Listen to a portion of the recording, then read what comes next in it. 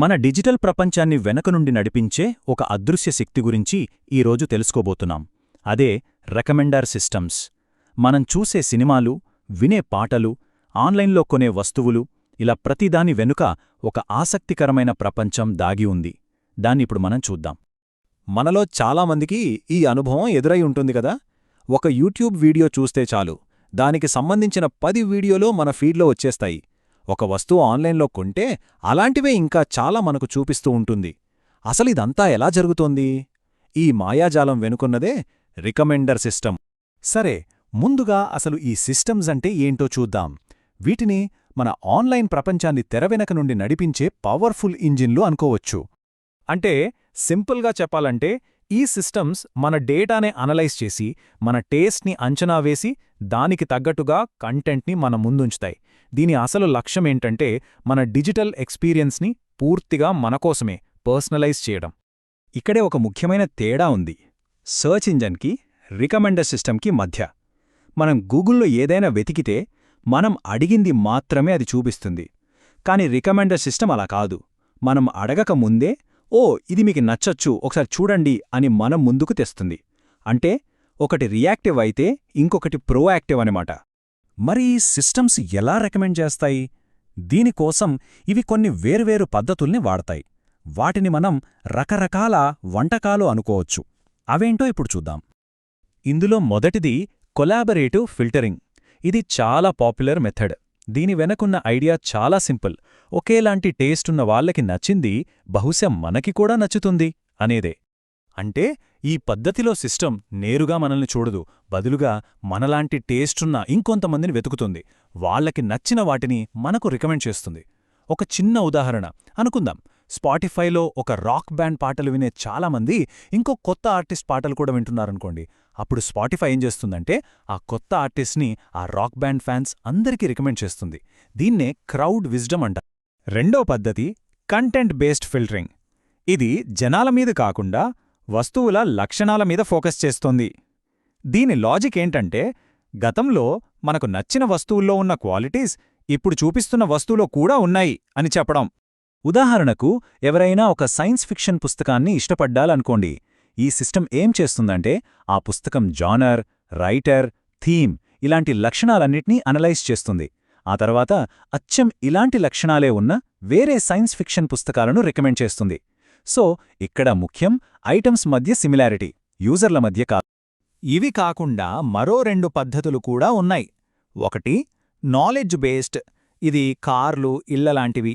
అంటే మనం చాలా అరుదుగా కొనేవాటికి బాగా పనిచేస్తుంది. ఇందులో మన బడ్జెట్, కావలసిన ఫీచర్లు లాంటివి అడిగి తెలుసుకుని సిఫార్సులిస్తారు. ఇక రెండోది హైబ్రిడ్ మెథడ్. పేర్లోనే ఉంది గదా, బెస్ట్ రిజల్ట్స్ కోసం పైన చెప్పిన పద్ధతులన్నింటినీ మిక్స్ చేసి వాడుతుంది. సరే, థియరీ చాలు. ఇప్పుడు కొంచెం ప్రాక్టికల్గా చూద్దాం. అసలు తెరవెనుక ఈ రికమెండేషన్స్ లెక్కలు ఎలా పనిచేస్తాయో ఒక చిన్న ఎగ్జాంపుల్తో చూస్తే మనకు బాగా అర్థమవుతుంది. ఇదొక ఇంట్రెస్టింగ్ పజిల్ లాంటిది. ఇక్కడ చూడండి, ఈ టేబుల్లో అలీస్ ఇంకా కొంతమంది యూజర్లు కొన్ని ఐటమ్స్కి 1 నుంచి 5 వరకు రేటింగ్స్ ఇచ్చారు. కానీ అలీస్ ఐటమ్ 5కి ఇంకా రేటింగ్ ఇవ్వలేదు. ఇప్పుడు మన ముందున్న ఛాలెంజ్ ఏంటంటే అలీస్ ఆ ఐటమ్కి ఎంత రేటింగ్ ఇస్తుందో మనం ఎలా అంచనా వేయగలం? ఈ కాంప్లెక్స్ ప్రాబ్లంని మనం 3 సింపుల్ స్టెప్స్లో సాల్వ్ చేయొచ్చు. ఫస్ట్, ప్రతి యూజర్ యావరేజ్ రేటింగ్ కనుక్కోవాలి. సెకండ్, అలీస్కి మిగతా యూజర్లకి మధ్య సిమిలారిటీ ఎంతుందో లెక్కించాలి. ఫైనల్గా అలీస్కి బాగా సిమిలర్గా ఉన్న యూజర్ల రేటింగ్స్ ఉపయోగించి తన రేటింగ్ని మనం ప్రిడిక్ట్ చేయాలి. అయితే ఈ సిమిలారిటీని ఎలా లెక్కిస్తారు? దీనికోసమే ఒక సీక్రెట్ వెపన్ ఉంది. అదే పియర్సన్ కోరిలేషన్ కోఎఫిషియంట్.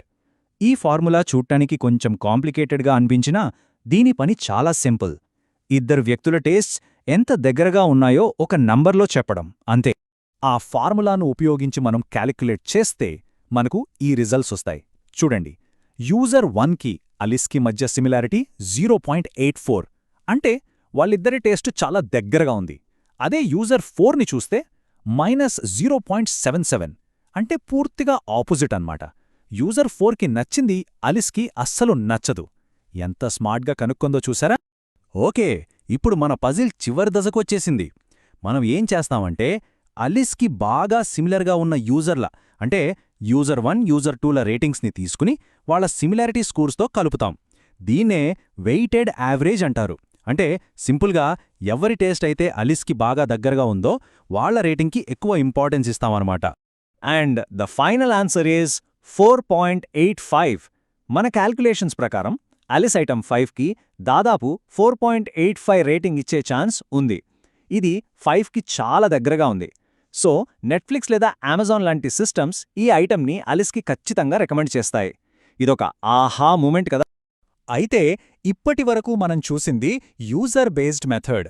కానీ అమెజాన్ లాంటి పెద్ద పెద్ద ప్లాట్ఫామ్స్ గురించి ఆలోచించండి. అక్కడ కోట్లాది మంది యూజర్లుంటారు. వాళ్లందర్నీ ఒకరితో ఒకరిని పోల్చడమంటే చాలా కష్టం. అందుకే వాళ్ళు మరో పద్ధతిని వాడతారు. దాన్నే ఐటమ్ బేస్డ్ ఫిల్టరింగ్ అంటారు. ఇక్కడ యూజర్లని కాకుండా ఐటమ్స్ని ఒకదానితో ఒకటి పోలుస్తారు. ఉదాహరణకు బ్యాట్ కొన్న వాళ్లలో చాలామంది బాల్ కూడా కొంటున్నారు అనే డేటాని సిస్టమ్ గమనిస్తే ఆ రెండు వస్తువుల మధ్య ఒక స్ట్రాంగ్ కనెక్షన్ ఉందని గుర్తిస్తుంది. ఈ కనెక్షన్ని లెక్కించటానికి కొసైన్ సిమిలారిటీ అనే ఇంకో మ్యాథమెటికల్ టెక్నిక్ని వాడతారు. ఈ సిస్టమ్స్ ఇంత పవర్ఫుల్ అయినా సరే ఇవి పర్ఫెక్ట్ అయితే కాదు. వీటికి కూడా కొన్ని లిమిటేషన్స్, ఛాలెంజెస్ ఉన్నాయి. ఫైనల్గా వాటి గురించి ఒకసారి చూద్దాం. వీటన్నింటిలో అతిపెద్ద ఛాలెంజ్ కోల్డ్ స్టార్ట్ ప్రాబ్లం. అంటే ఎవరైనా కొత్తగా ఒక యాప్లో జాయిన్ అయ్యారనుకోండి, వాళ్ల గురించి సిస్టమ్కి ఏమీ తెలీదు కదా. సో వాళ్లకి ఏం రికమెండ్ చేయాలో దానికి అర్థం కాదు. అలాగే ఒక కొత్త సినిమా రిలీజ్ అయినప్పుడు దానిపై ఎలాంటి రేటింగ్స్ ఉండవు. అప్పుడు దాన్ని ఎవరికి రికమెండ్ చేయాలో కూడా తెలీదు. దీన్నే కోల్డ్ స్టార్ట్ ప్రాబ్లం అంటారు. ఇంకో పెద్ద సమస్య డేటా స్పార్సిటీ, అంటే డేటా కొరత. ఇప్పుడు వేల కొద్దీ ప్రాడక్ట్స్ ఉంటే మనం వాటన్నింటిలో కేవలం కొన్నింటిని మాత్రమే రేట్ చేస్తాం లేదా కొంటాం. దీనివల్ల సిస్టమ్ డేటా మ్యాప్లో చాలా గ్యాప్స్ వచ్చేస్తాయి. దీనివల్ల కొంతమంది యూజర్లు కొన్ని ఐటమ్సు డేటా సముద్రంలో ఒంటరి దీవుల్లా మిగిలిపోతాయి. వాటికి ఎలాంటి కనెక్షన్స్ ఉండవు కాబట్టి అంచనాలు వేయడం చాలా కష్టమైపోతుంది. సరే, ముగించే ముందు ఒక ప్రశ్నతో వదిలేస్తున్నాను. ఈ రికమెండేషన్ సిస్టమ్స్ మనకు నచ్చిన వాటినే మళ్లీ మళ్లీ చూపించడం వల్ల మనం కొత్త విషయాలు తెలుసుకునే అవకాశాన్ని కోల్పోతున్నామా? ఇది మనల్ని ఒక పర్సనలైజ్డ్ ఫిల్టర్ బబుల్లో బంధించేస్తుందా? దీని గురించి ఆలోచించండి.